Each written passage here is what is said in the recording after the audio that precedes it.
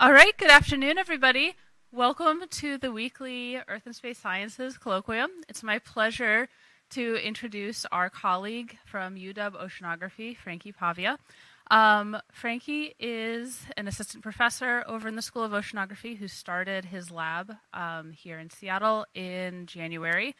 Frankie is a Seattle native and graduate of Garfield High. I know we have at least one Garfield grad in the audience. He did his undergrad and graduate work at Lamont before fleeing the East Coast for the West Coast and returning to Southern California as a standback postdoctoral fellow at Caltech. Frankie is now here with us. He is a chemical oceanographer and paleooceanographer whose work really explores a wide range of archives using uranium and thorium isotopes to measure rates and processes relevant to Earth's climate and Earth system feedbacks. So I'm looking forward to hearing from him about uranium isotopes as tracers of seafloor weathering and serpentinites. And let's give him a warm welcome. Thank you, Frankie.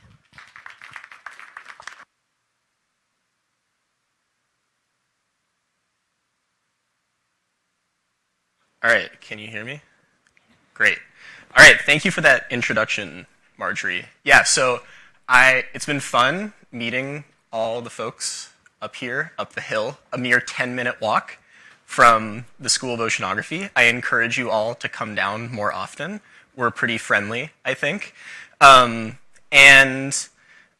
meet you guys and hear what you're up to and tell you all about a little bit about what I've been up to. As Marjorie said, I'm a chemical oceanographer, but really I think of myself as an isotope geochemist equipped with a set of tools or a hammer looking for nails to hit. I have pretty broad interests in chemical paleo and sometimes hard rock geochemistry. So today I'm going to be telling you a little bit about my misadventures in the worlds of rocks, metamorphism, and even a little tiny bit of petrology. So, when we think about the ocean, the ocean itself isn't static. It's not a bathtub contained by the crust and the sediments below it. The ocean water crust sediment system is incredibly dynamic. There is, as you have new crust forming at mid-ocean ridges, it cools, it spreads away from the crust, and as it cools, there are cracks and fissures that form that allow water to circulate through it. Near mid-ocean ridges, this water is hot. It circulates through ocean crust and is re-emitted in high-temperature hydrothermal vents. And as the crust cools and spreads away from these mid-ocean ridge sites, it becomes porous and permeable. It remains porous and permeable, and water flows through at lower temperatures. In oxic conditions, We're talking about 50 degrees C oxygenated waters flowing through the crust. And this catalyzes a much different set of chemical reactions. This dynamic system continues all the way until the crust reaches ages of about 65 million years, where it cools enough to lose its permeability to water. Fluid flow also occurs in sediments overlying the ocean crust. This figure shows fluid flow in convected cells around ridges, but pore fluids are found ubiquitously in marine sediments and ocean crust and are transported downwards through diffusion and advection, with chemical reactivity happening between the water and the rocks in both the sediments and the crust. My sort of oceanography brain likes to think about this as the ocean leaving behind little sets of its chemical clues in the sediments and the rocks that it's reacting with, as well as picking up chemical clues and incorporating in the water as it flows. And in fact, these chemical imprints are felt all the way down to Earth's mantle and in the chemistry of the whole ocean. So seawater is percolating through and reacting with the seafloor sediments and bedrock, and this process leaves the signature of the solids in the fluids and that of the fluids within the solids. So, in my opinion, one of the most interesting reactions happening at the seafloor is serpentinization. right? So this is where olivine that's formed in the mantle under nominally anhydrous conditions is hydrated. So it reacts with water. It's extremely reactive with respect to water at Earth's surface. And this hydration reaction is olivine taking up water to form serpentine and brucite. Right? This is a highly reducing reaction and a simplified set, or a simplified view of a very complex set of reactions. But it has very steep local redox gradients. It can produce hydrogen gas, and these big redox gradients in hydrogen gas makes it potentially relevant for the origin of life and astrobiology. So generally, serpentinization has been understood as being isochemical, right? Which is to say that with the exception of water uptake, the composition of the bulk rock is not changing. It just alters the minerals that are already present. But in this old paper, as you can tell from the quality of this figure, some folks discovered that oceanic serpentinites were not necessarily altered in an isochemical fashion. And in fact, they had magnesium depletions that were apparent relative to what you might expect just from serpentinization alone. And this wasn't attributed to melting processes, but instead to oxic weathering processes that resulted in magnesium loss after formation. So serpentinites, right, in addition to experiencing hydration reactions, are experiencing a set of oxic alteration reactions or surface weathering at low temperatures, right? And since this paper was published in the 90s, the how, where, and when of serpentinite weathering has been a question, as well as the ultimate chemical importance of weathering versus serpentinization reactions in setting the composition of serpentinites, right? And we care about this because serpentinites are really clever vectors carrying water and other volatiles down towards either the mantle as they get subducted or up towards arc volcanoes. Right, so we have serpentinites, we have abyssal serpentinites forming at mid-ocean ridges that are transported along with the crust towards subduction zones. These serpentinites get dewatered and dehydrated at relatively shallow depths during subduction, and they release their fluid to percolate through the mantle wedge up towards arcs, right? And this provides volatiles and water to fuel arc volcanism, right? And what doesn't break down during dehydration makes its way down towards the mantle, right? It continues its journey in the subducting slab. So these serpentinites can potentially carry their chemical signatures either into the mantle or up to arcs. And so what I'm going to be talking about today is an attempt to use uranium and its isotope as a chemical tracer of water-rock interactions and of the capacity for serpentinites to be a vector for element and matter transport either to the mantle or to arc volcanoes, right? And uranium has a bunch of interesting properties that allow it to serve as a nice tracer, right? So one aspect of uranium that's important is that it is redox reactive. So under oxygenated conditions, uranium is present as uranium-6. And it's reduced to uranium-4 at about the redox potential of iron reduction. And this redox transformation comes with coupled solubility behavior. So uranium-6 is highly soluble, while uranium-4 is not. So as you have uranium undergo redox transformations, it goes from being fluid mobile under oxygenated conditions to being fluid immobile under reducing conditions. Okay. Uranium also comes with multiple decay chains and isotope systems that are both radiogenic and altered by stable isotope fractionation processes. So we can start with the uranium-238 decay chain, right? Uranium-238 is primordial. It has a half-life of about 4.5 billion years. And it undergoes decay through a series of short-lived days to minutes intermediate to uranium-234, which has a half-life of about 250,000 250,000 years. So uranium-234 to 238 ratios are altered by, as we'll see shortly, rock weathering and by radioactive decay. We also have uranium-235, which is primordial, right? So it has the start of its own decay chain. It has a half-life of about 713 million years.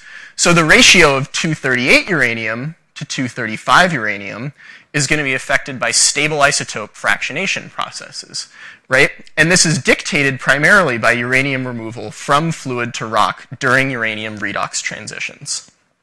So, before we get really into the details of data itself, I want to walk through some notations and processes that we'll be talking about and thinking about in this talk.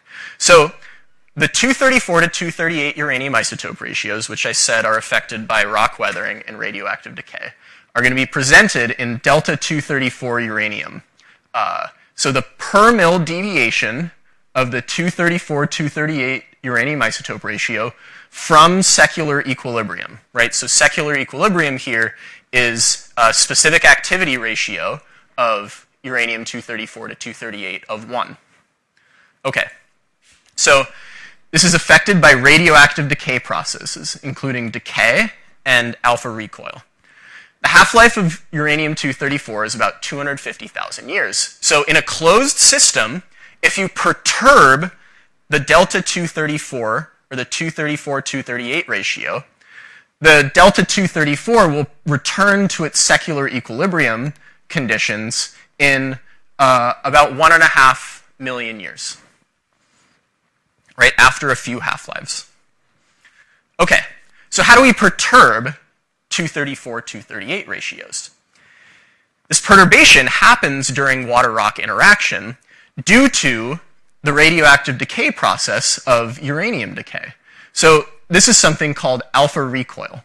So if we imagine like a small mineral grain that hosts uranium, right? In this example, the grain size of this mineral is about 20 microns.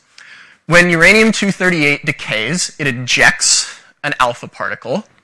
And when it ejects that alpha particle, there's some energy that essentially kicks back or recoils the decay product that's formed in the opposite direction. So if you have uranium-238 sitting near the edge of a crystal and it undergoes alpha decay, it's going to boot that decay product, right, short-lived thorium-234, out of the crystal lattice. Right? So all of a sudden, your uranium-234 that was in your mineral grain is going to be out of your mineral grain. And if there's water around, that water is going to preferentially weather 234 uranium relative to 238 uranium. Okay, so when fluids weather rocks, they preferentially remove 234 uranium relative to 238 uranium.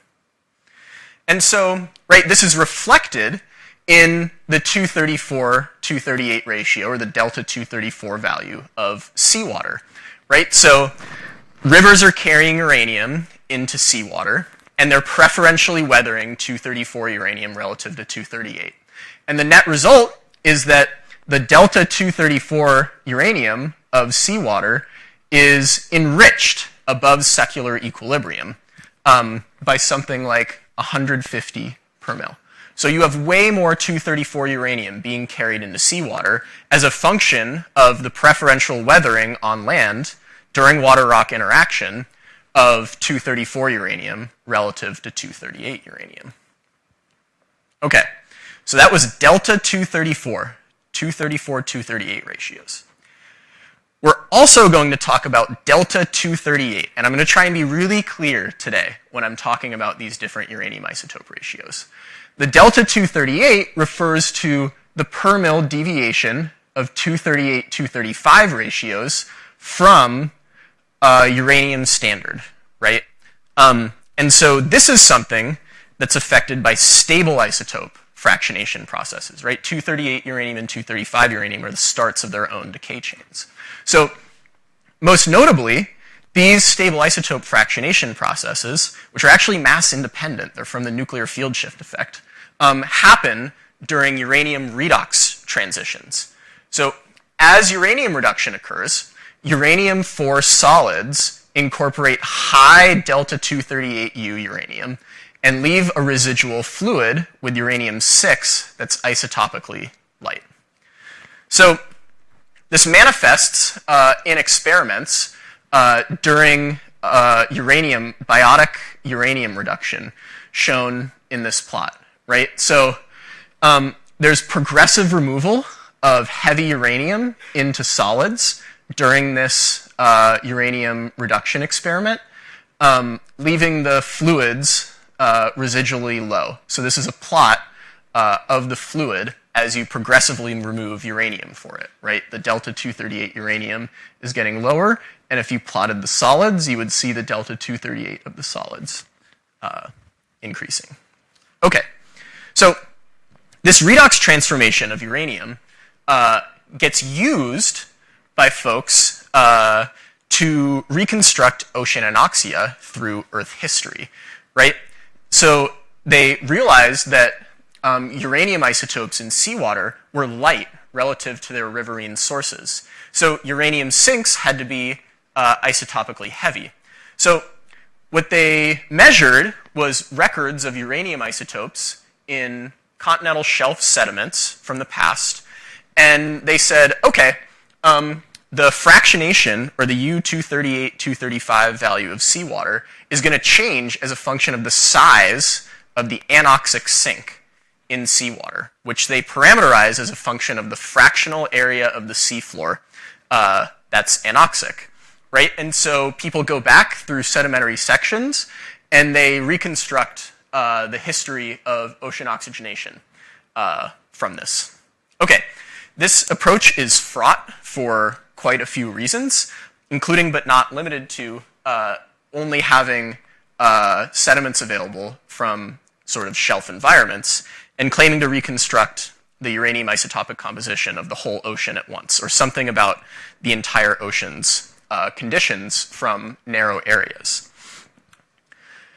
Uranium isotopes also show fractionation during subduction processes and impact, right, the composition of the mantle, or the evolving composition of the mantle through time, as a function of the oxygenation of Earth's surface. So this paper by Morton Anderson in 2015 sort of set forth this paradigm for how the surficial uranium isotope cycling under, right, changing oxygenation conditions of both the atmosphere and the ocean, right, dictate, in fact, the capacity to subduct isotopically distinct U into the mantle through time, right? So what they found when constructing this modern uranium isotope budget, shown on the bottom, is that mid-ocean ridge basalts are heavier than ocean island basalts, and that altered oceanic crust is even heavier than that,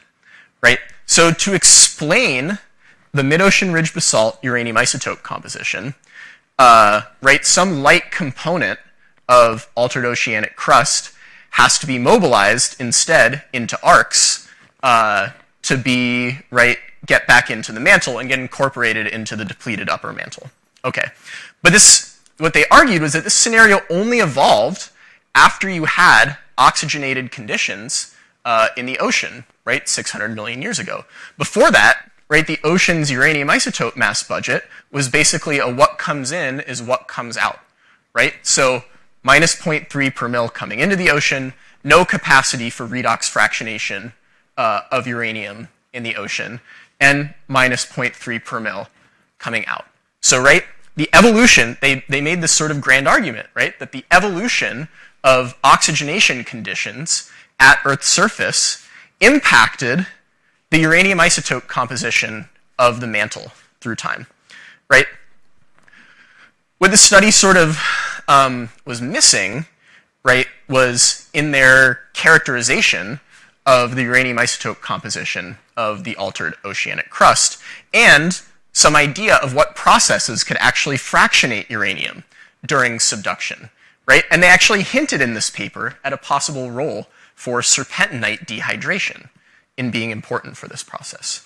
So, as a right, test, we set out to do a really basic pilot study of uranium isotopes in serpentinites, which to that point had not been measured. So we set out to find the answer to two questions.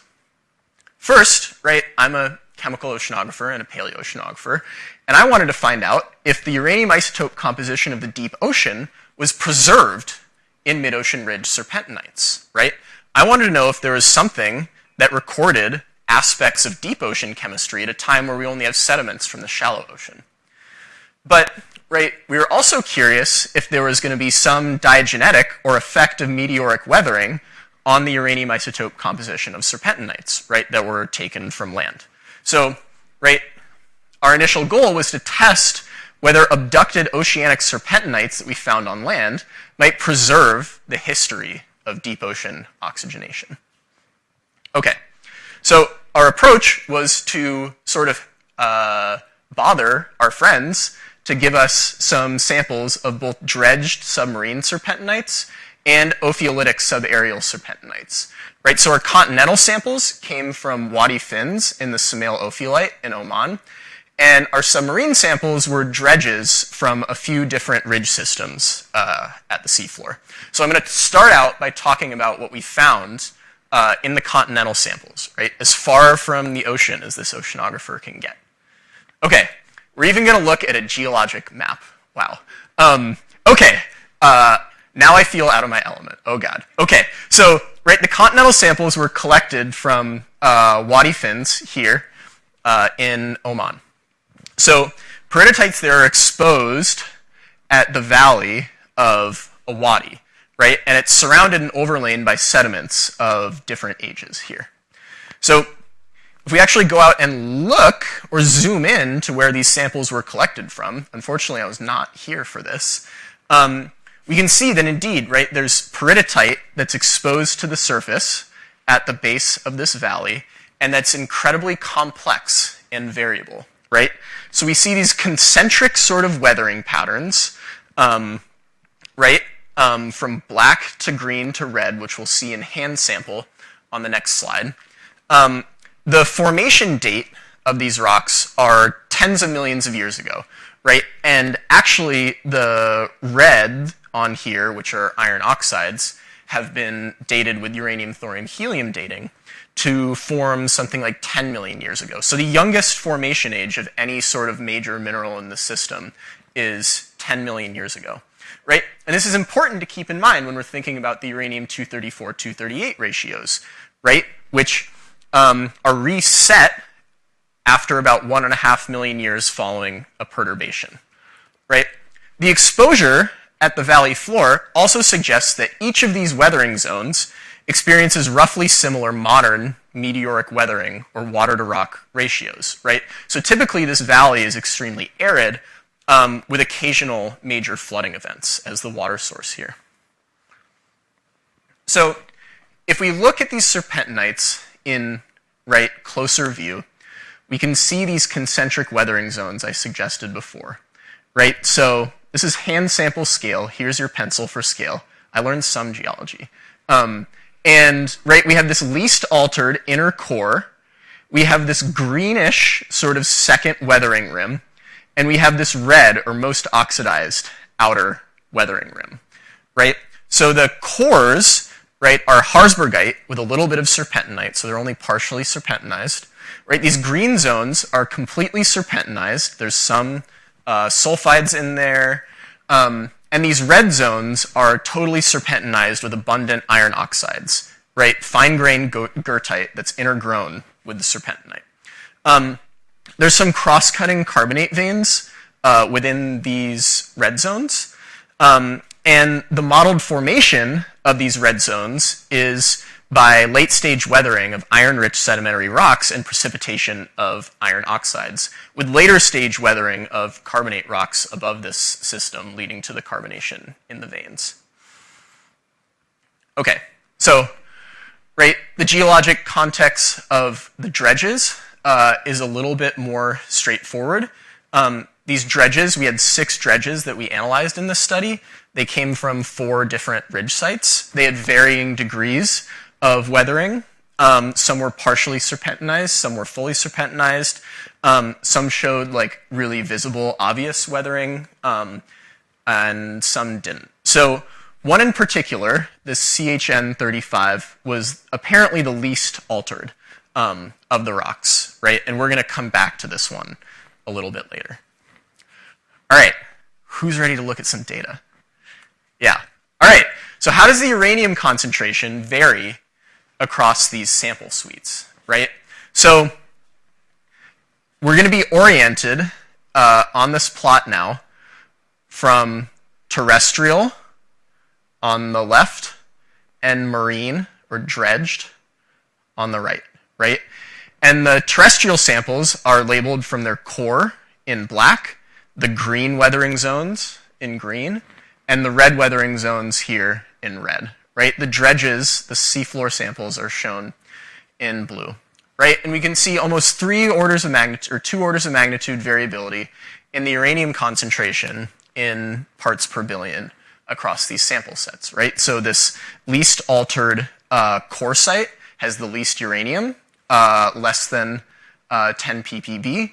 There's a little bit more, right, order 20 to 30 ppb in these green weathering zones, and almost 500 ppb found in the iron oxide-rich red weathering zones, right? There's a lot of variability across these, right, 30-centimeter scale weathering zones in these rocks, and there's much less variability in the seafloor dredges, right? A few hundred ppb of uranium in all of these. Okay, right? These patterns broadly, though not exactly, co-vary with the ferric iron enrichment in these samples, right? So as you get towards more ferric iron present, you get towards more uranium, right? This broadly reflects the importance of oxic uranium uptake in all of these systems. Okay, I introduced all those uranium isotopes. Let's actually look at them, right? So now we're looking at the delta 234 uranium, right? This is the radiogenic uranium isotope ratio, right? In the same direction here, going from terrestrial, from core to red, and the dredges in blue, right? 0 here is plotted as secular equilibrium, right? So in a closed system, 1.5 million years after a perturbation, right, our rocks are going to be at secular equilibrium, or they should be, right? I've also plotted seawater here. Okay, so, right, the 234-238 ratios, the delta 234 of the core and green zones are highly depleted, right? 150 to 250 per mil depleted. And these red zones are slightly depleted, right? The error bars on this are smaller than the size of the markers relative to secular equilibrium, but far less so than in the black and green zones. On the other hand, the dredges, right, these seafloor serpentinites, have delta 234 values that are way enriched above seawater, right? And so they must have a uranium source that is different than seawater supplying uranium to them that's enriched in delta 234 or in 234-238 ratios, right? The continental samples are distinct between weathering zones and below secular equilibrium, and the submarine samples trend above, right, seawater values. And so in delta 238, right, the uranium isotope ratio that varies due to stable isotope fractionation processes, we see sort of coherent trends of high or heavy values found in, right, the least weathered core and green sites on land, and progressively lighter values found in the red zones, and even lighter values found in dredge samples, right? And lower than in seawater in the dredge samples. Okay, so if we actually put this all together and plot, right, the delta 234 uranium, the radiogenic isotope ratio against the stable isotope ratio, we see this kind of remarkable covariation across a land-to-sea continuum and across isotope systems that we think are recording different types of processes. This like blew our minds when we saw this plot. So what does it all mean? we ended up interpreting that it's not necessarily a single process that controls all this. And we actually do think that the fact that this falls on a single line is kind of just coincidence or like a miracle. I don't know how better to describe it, right?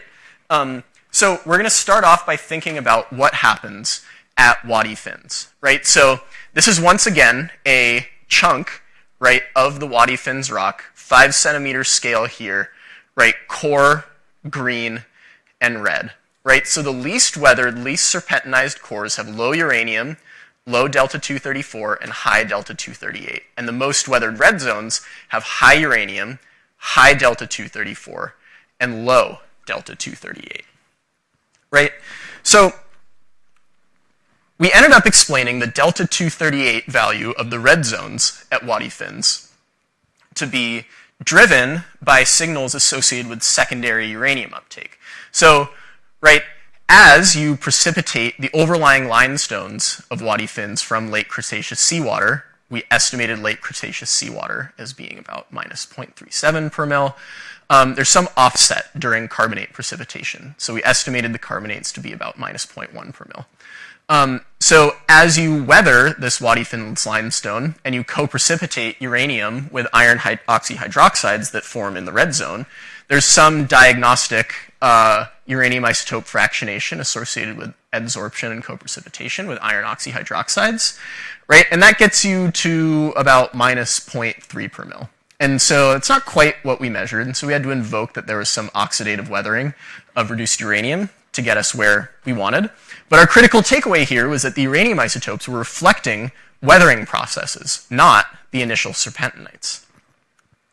Now, the cores and the green zones, right, we grouped together with the n equals 1 other ultramafic rocks that had been measured for uranium isotope ratios. And they plotted, right, at an average of something like minus 0.08 per mil, right? And if we compare these to other, right, volcanic rocks that people have measured, ocean island basalts, mid-ocean ridge basalts, arc basalts, alkali basalts, right, these are offset like 0.2 per mil higher than all these other, right, volcanic samples. And so we were like, all right, does this reflect the uptake of reduced uranium during serpentinization? That's one way to explain it. Or are these ultramafic rocks actually reflecting the true uranium isotope ratio of mantle peridotite?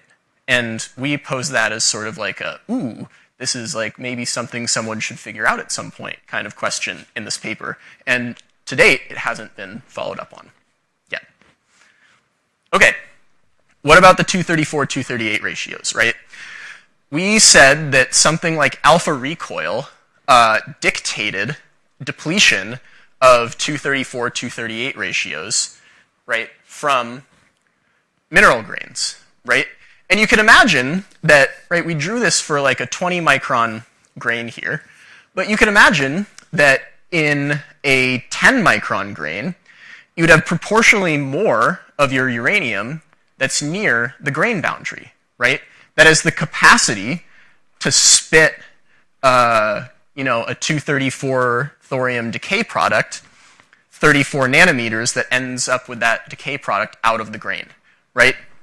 You could also imagine that the shape of the grain might matter for the fraction of decay product that gets spit out of the grain, right? So a really flat, oblate grain would put more of the uranium near the grain surface and give you the capacity to spit its decay products out of the grain versus a spherical grain, right? And it turns out that some equations have been written down to actually calculate the fraction of recoil loss decay product that you find in a system as a function of the recoil length scale for uranium, which we know, this is L, the grain diameter D, which, right, we can plot on the x-axis here, and this, right, lambda R term, which is sort of this all-encompassing grain morphology metric, right? And so what we can do is we can say, all right, So for a given grain diameter, what fraction of recoiled decay products gets spit out of the grain, right? This is proportional to, or can be thought of in terms of, the measured 234, 238 depletion, right? And it turns out that these relationships look different for different grain shapes, right? Like, so here we've drawn on a line for a spherical grain shape, and out here we've drawn a line for a very oblate grain shape, right? And so we've drawn the green, the Waddy fins green, the Waddy fins core, and the Waddy fins red samples on here. We've just converted their delta 234 values to a fractional ejection of the 234 atom, right? And so you can explain these data either as having, right, different grain sizes and the same grain shape, so plotting along this line, or the same grain size and different grain shapes that are hosting the uranium in these systems, plotted in this curve, right? And in reality, it's probably some mixture of both, right? Like the grains that are hosting uranium in these different systems are probably different sizes and shapes. So maybe the true curve encompassing them looks something like this. But the important takeaway here is that it's really fine grains that seem to be hosting the uranium in these systems, right? Less than 10 microns in almost all these cases. And, right, we don't know what those grains are. We might come back to this if there's time at the end. Okay, what about the abyssal serpentinites, right? We said that they are plotting with 234, 238 ratios above secular equilibrium, and except for this one sample, which was the one that stood out as being the least weathered in the sort of visual description of the rock, right? They all have 234, 238 ratios elevated above that of seawater. And they have 238, 235 ratios that are depleted below that of seawater, right? And so if we make a little mixing diagram and we plot the 234, 238 ratios of these samples against 1 over uranium and the 238, 235 ratios against 1 over uranium, and we extrapolate these curves, n equals 5, not a ton of data, back to these intercepts, right, we can calculate something like what the fluid sources isotopic composition should be that deliver uranium to these samples, right? So we get a delta 234 uranium of something like 538 per mil and a delta 238 uranium of like minus 0.8 per mil. These are really far offset from seawater. So what are the fluids that are altering these serpentinites and imparting their uranium isotope composition onto them, right? We ended up arguing that this is a low temperature oxic crustal fluid source.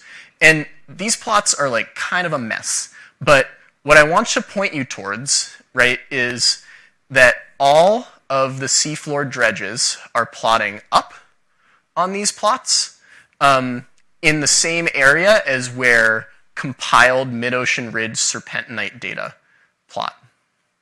Okay, and right, 4-arc serpentinites all plot much lower on these. And so what we're plotting here is the uranium-thorium ratio, so some aspect of uranium enrichment, against the rubidium-thorium ratio, or the cesium-thorium ratio, right? Rubidium and cesium are fluid-mobile elements that don't have redox behavior, right? They're not redox active.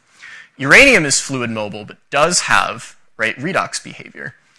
And so, right, if we start from the depleted mantle, and we have a mixing line for seawater up here, right, we can see that these dredged serpentinites all essentially plot on the same addition line, right, suggesting a uranium-cesium ratio of the fluids of something like 100 and a uranium-rubidium ratio of the fluids of something like, 5, right?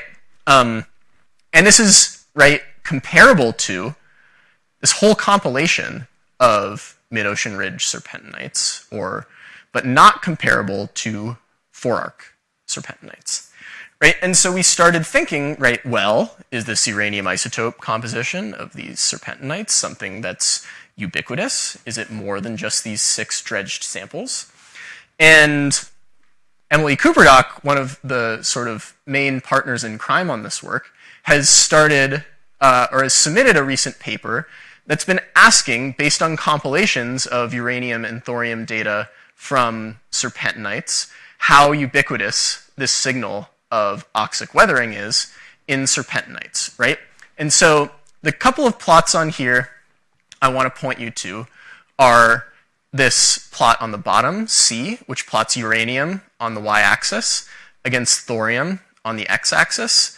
And, right, melting processes will move you diagonally on this, right, in about this line, right? Uranium addition, right, under oxic conditions will add uranium and send you up on this plot, right? So mid-ocean ridge and fracture zone serpentinites all plot at this uranium concentration of about 1 ppm, regardless of the thorium, right? And if we look at this against depth, right, so this is meters below seafloor on the y-axis now, the uranium enrichment that we find is basically only found in the uppermost ocean crust, right? So it's really only like in the top 100 meters where we find this enrichment, right? And so we sort of use this to say, well, it seems like the depths at which you have oxic fluids circulating through the upper oceanic crust. Or you have high water-to-rock ratios in this part of the crust and much lower water-to-rock ratios in the deeper crust. We also, right, compared this to the iron 3 to iron total ratios, right, the fraction of ferric iron that was in these samples, right? And essentially, right, we found that uranium enrichment plateaus at 1 parts per million uranium and varies, right, at this high uranium concentration from something like 0.6 to 1 fraction of ferric iron present. And so, right, Emily put together this compilation of all the uranium measurements that had been made on, right, things like serpentine, carbonate, olivine, clinopyroxene, etc., right, to ask, right, basically whether or not these things can account for the uranium enrichment observed in abyssal serpentinites. And what she found was that, right, magnetite, which people have proposed as a potential uranium host in serpentinites, which has a iron 3 to iron total ratio of 0.66, has too low uranium concentrations on average, right, to host the uranium that's observed in these serpentinites. And on the other hand, hematite and goethite, plotted on the left, have much higher uranium concentrations. And so, right, Emily sort of walks through this thought exercise of, okay, so if then we state that goethite or hematite is what's hosting the uranium in serpentinites, what happens to this during subduction, right? If we take this back to the question of uranium isotope fractionation during subduction, what happens during subduction? Kaylee, I told you that you would be interpreting this plot. Can you? Okay, so, right, this is a model field of the hematite stability field on the left of this line and the magnetite stability field on the right of this line, with temperature and on the x-axis and oxygen fugacity on the y-axis.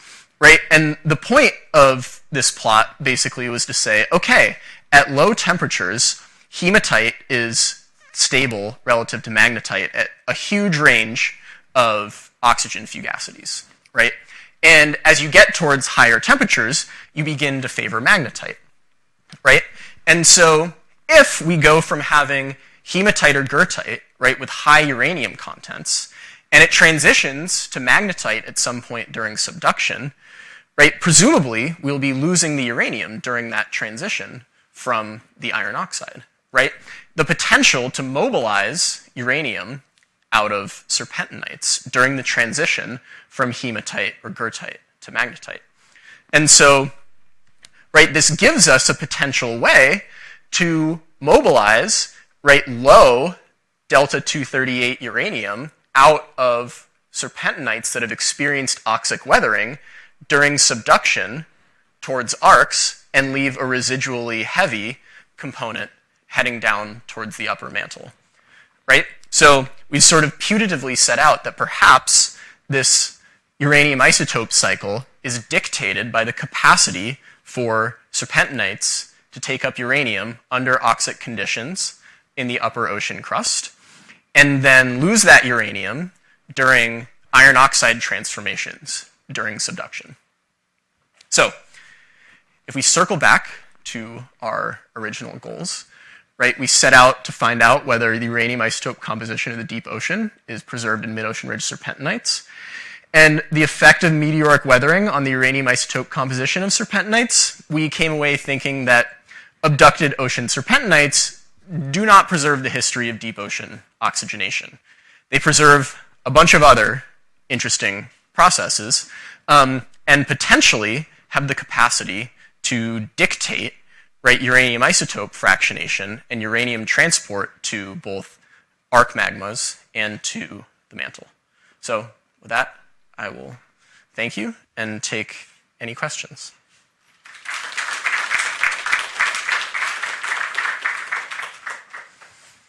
All right, thank you. Are there any questions for Frankie? Did somebody see about hitting the lights?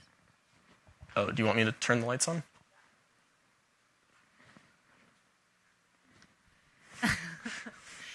Thanks, Frankie. That was super interesting. I love thinking about serpentinites. So thank you for bringing that. And for the fugacity temperature plot. I loved it too. My question for you is, have you, you've had this thought experiment. You're showing that PT diagram at the end, and you're saying maybe we need to reassess what's happening in subduction. Have you and your collaborators gone out and looked at any subduction-related serpentinites that are, interpreted to have subducted, be abyssal peridotite that have subducted and come back, and seen if you're seeing any evidence for this? We would love to. Would you like to review our proposals? I think I might be a conflict of interest. No, we have not made additional measurements of serpentinites yet, but we are very much eager to both. Right, we haven't done any 4-arc serpentinites. We haven't done any subducted serpentinites. Right, Peter and I have some that we can provide. Lay them on us. Anyway, cool. Thanks. Function, I'm coming.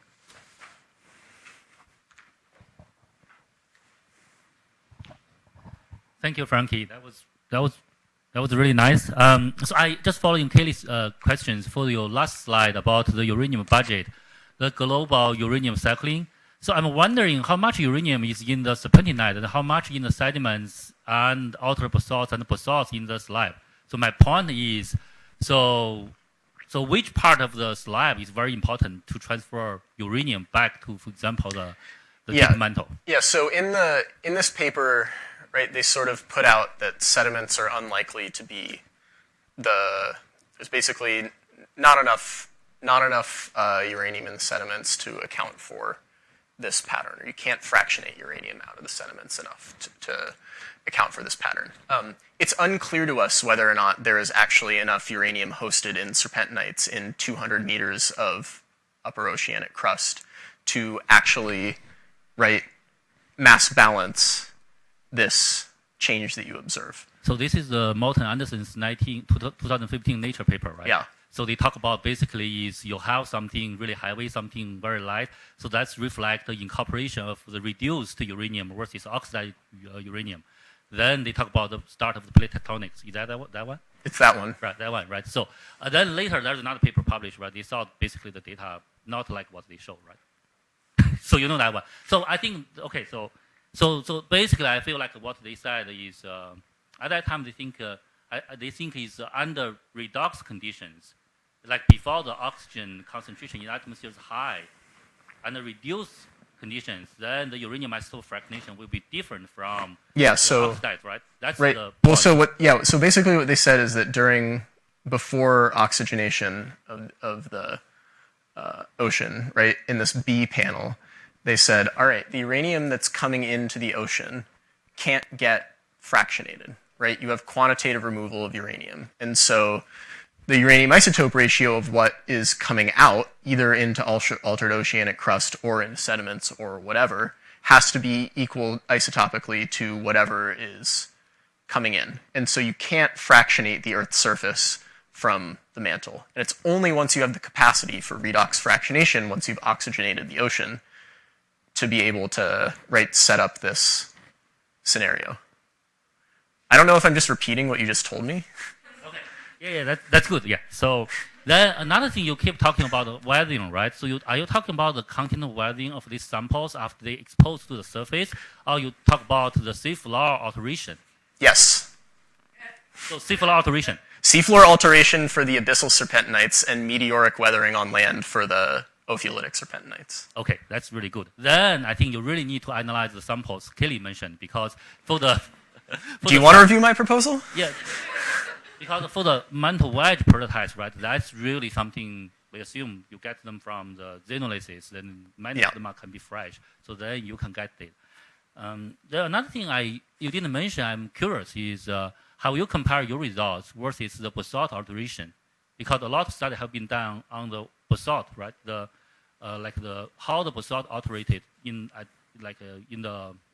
during continental weathering or during the seafloor alteration. So I'm wondering how you compare the serpentinite versus the basalt. Yeah, my impression was that basically all the basalts that had been measured for uranium isotopes didn't find very much variability, right? Even as a function of some amount of weathering, right? Certainly, right.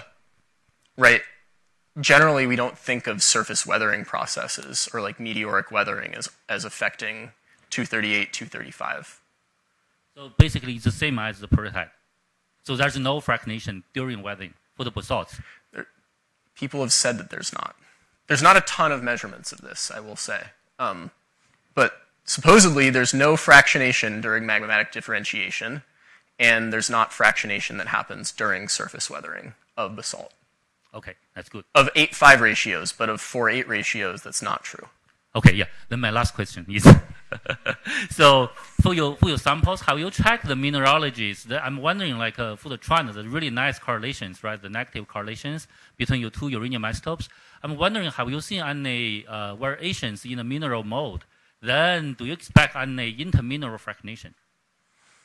We've thought about the intermineral fractionation issue, right? If you have variable amounts of minerals that have different uranium isotopic compositions, you could conceivably generate, right, like arrays or spread in that space. And in some ways, that's how we did interpret the Wadi fins, right? We said, oh, this, at the red zones where you have this distinct uranium isotope ratio, this is because of uranium isotopes getting incorporated into iron oxides in abundance at this site, right? Yeah.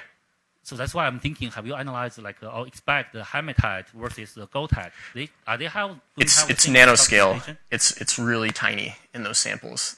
You don't need to get the samples from here, right? Because that's really small. I'm thinking just get out the minerals from other samples, similar conditions, bigger ones.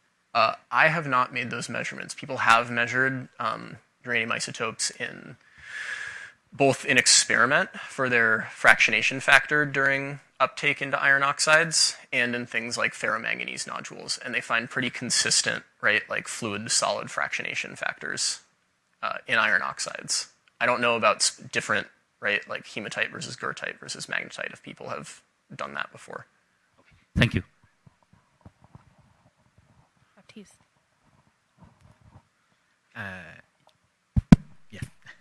Yeah, super interesting talk. So maybe I missed this, but when you showed the graph with the grain shape, grain size for the recoil uranium decay, have you actually been able to measure the grain size and shape and verify which one of the two scenario it is? Yeah, so the tricky thing is that we can't just measure the grain size of the rock, right? This is specifically the grain size of the mineral assemblage, or if we think that one mineral primarily hosts the uranium in the system, right? It's the bulk grain size of the mineral assemblage that hosts uranium. So it's not the grain size of the rock itself, it's the grain size of whatever actually has the uranium in it that it's spitting decay products out of, right? And so we don't know which mineral actually hosts the uranium. We sort of think that it's some kind of iron oxide, right? And in these Wadi fin samples, there apparently are iron oxides, but they're submicron, ballpark consistent with what we measured, though there's a huge range of like grain sizes for different grain shapes that you have on this plot, so it's not like a firm constraint. We have thought about trying to do like, like spatial. We thought about trying to do laser ablation measurements of uranium in different minerals we could find, but again, right, if they're nanometer scale, we're not going to be able to get a spot size that small. Yeah, we would love to be able to like pick out the minerals themselves that have the uranium in them. Yeah, because you could also think about it by a process of elimination. Like if you're able to get like some kind of a statistics of the grain size and shape for all the other phases, then you could actually, by elimination, finally get if it is like super small grains with the same grain size, or if it is like a variety of the same grain shape, or like the That would be great. like I don't know, EBSD could be able to do that. I mean, I'm not sure we can get down to sub-micron, but that's also a question for Kaylee. But yeah.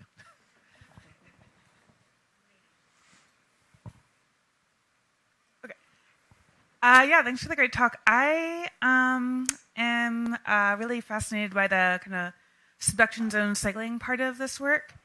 And I'm just, I'm trying to think through what would need to happen from a mass balance perspective for these processes to, back to the, previous questions.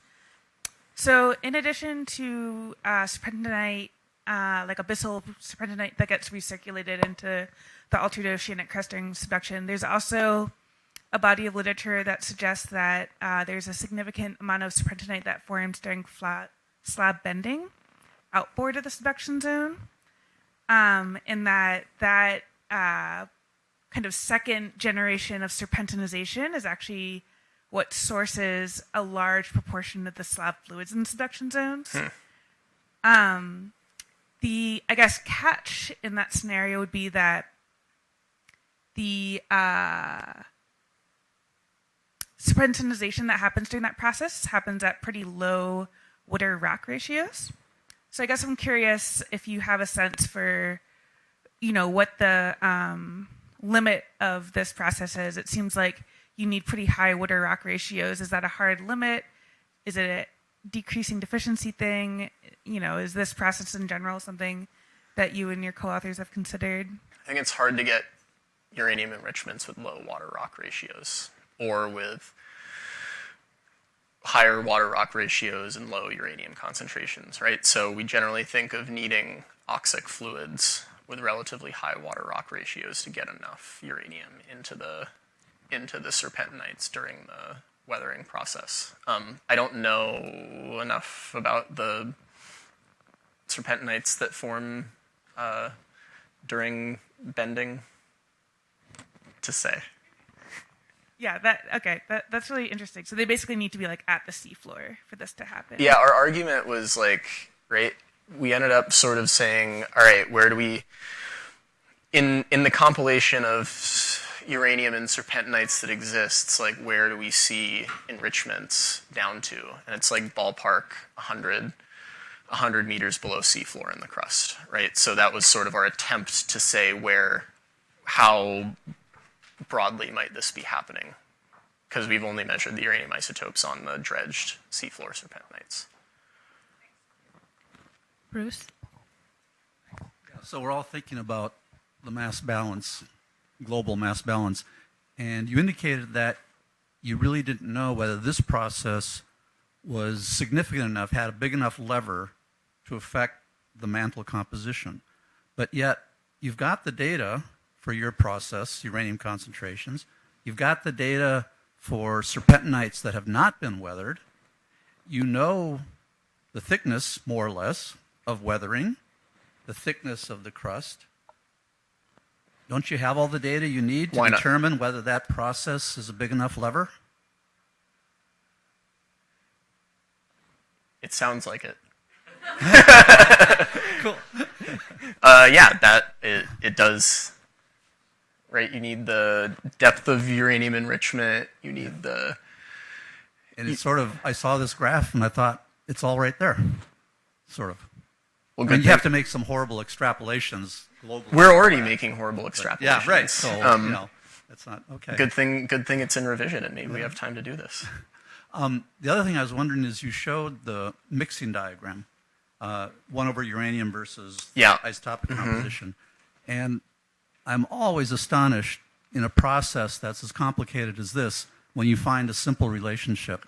And really across 6 different or 4 different spreading centers. Do you believe that's actually the process? It's a 2N member mixing process, or I would have expected you're seeing different processes overprinting earlier processes, and I would have expected a mess, not a nice system like that.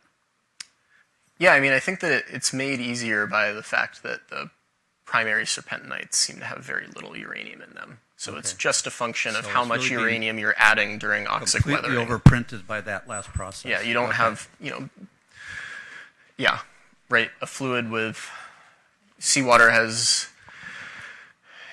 3 ppb uranium and high water rock ratios, and the serpentinite itself starts with maybe 1 to 5 ppb uranium, right?